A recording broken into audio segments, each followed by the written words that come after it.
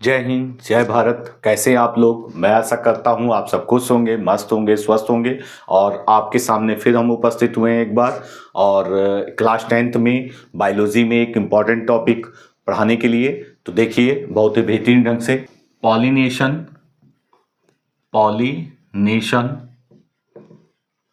ठीक है, जिसे कहते हैं परागण, परागण।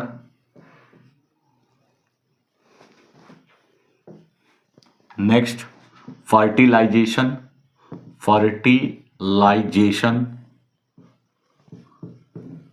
जिसे कहते हैं निषेचन, निषेचन।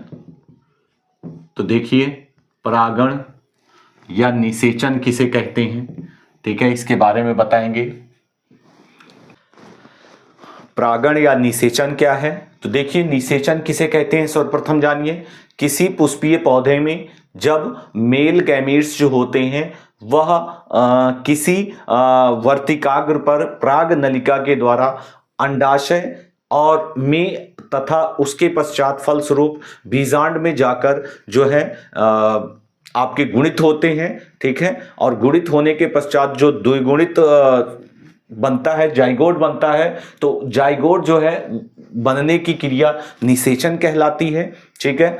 और परागण क्या होता है? जब पराग कोश में उपस्थित जो परागण होते हैं, ठीक है, वो उसी पुष्प के वर्तिकाग्र पर जाकर स्थानांतरित कर देते हैं, वर्तिकाग्र पर जाकर। तो वह क्रिया जो क्या कहलाती है? परागण कहलाती है। तो आपको हम परागण और निषेचन में आपको हम अंतर बताएंगे। तो देखिए क्या डिफरेंस होता है, ठीक है। पराग कोश में, पराग कोश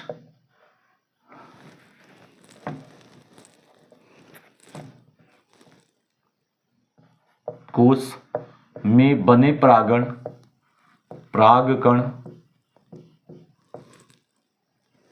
उसी पुष्प के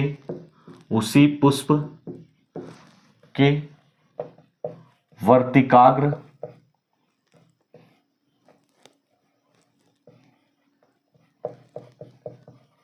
पर स्थानांतरित होते हैं,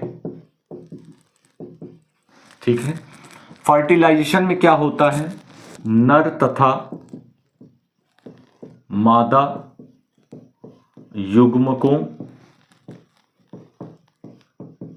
का संयुग्मन होता है, संयुग्मन होता है,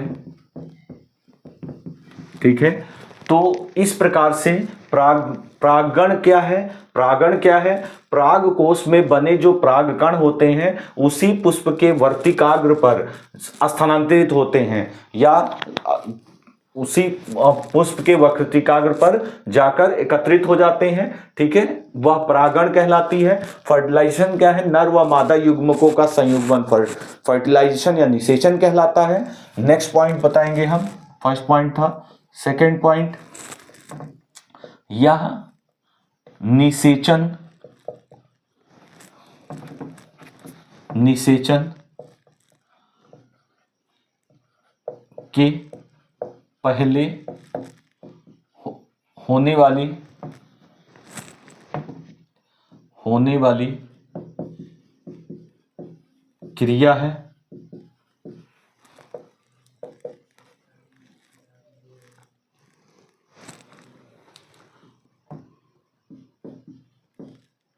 निषेचन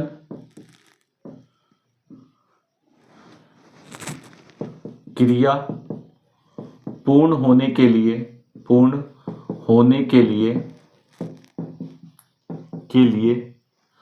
परागण का होना अनिवार्य है, का होना अनिवार्य है,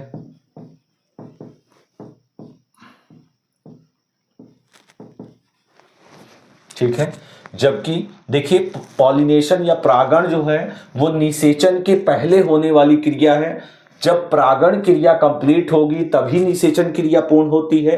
तो निषेचन के क्रिया के लिए जो है परागण का होना अनिवार्य है, लेकिन परागण के लिए निषेचन का होना अनिवार्य नहीं है, चूंकि ये बाद में क्रिया होती है। तो हम ऐसा कह सकते हैं। थर्ड पॉइंट है पर परागण के लिए माध्यम की आवश्यकता होती है, माध्यम की आवश्यकता होती है, जैसे कीट, वायु,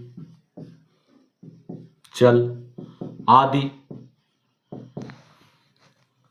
ठीक है, तो पर परागण के लिए, परागण प्रोसेस में पर परागण के लिए किसी न किसी माध्यम की आवश्यकता होती है। कोई कीट पतंगे हैं, ठीक है, मधुमक्खी है, ठीक है, उनकी द्वारा जो होता है वो पॉलिनेशन होता है। ठीक है, तो ये हम कह सकते हैं। जबकि हम इसमें लिखते हैं कि यह क्रिया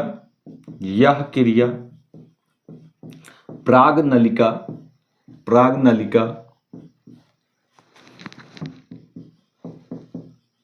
के द्वारा अंडाशय तथा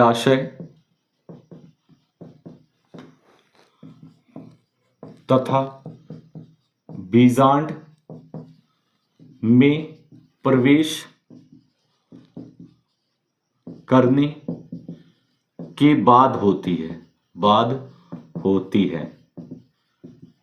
ठीक है, तो यह क्रिया प्रागनलिका के द्वारा अंडाशय तथा बीजांड में प्रवेश करने के बाद होती है। ठीक है, और यह परागण क्रिया में पर परागण के लिए किसी न किसी माध्यम की आवश्यकता होती है। ठीक है, यह जनन का प्रथम चरण होता है।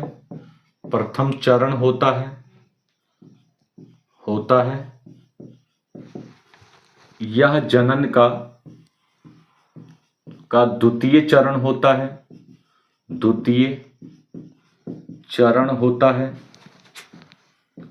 होता है। ठीक है, फिफ्थ, इस क्रिया के पूर्ण होने के बाद निषेचन की क्रिया होती है।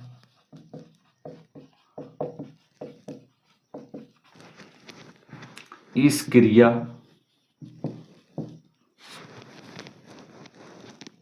के पूर्ण होने के बाद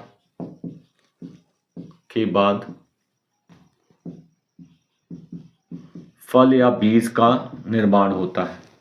फल तथा बीज का निर्माण होता है।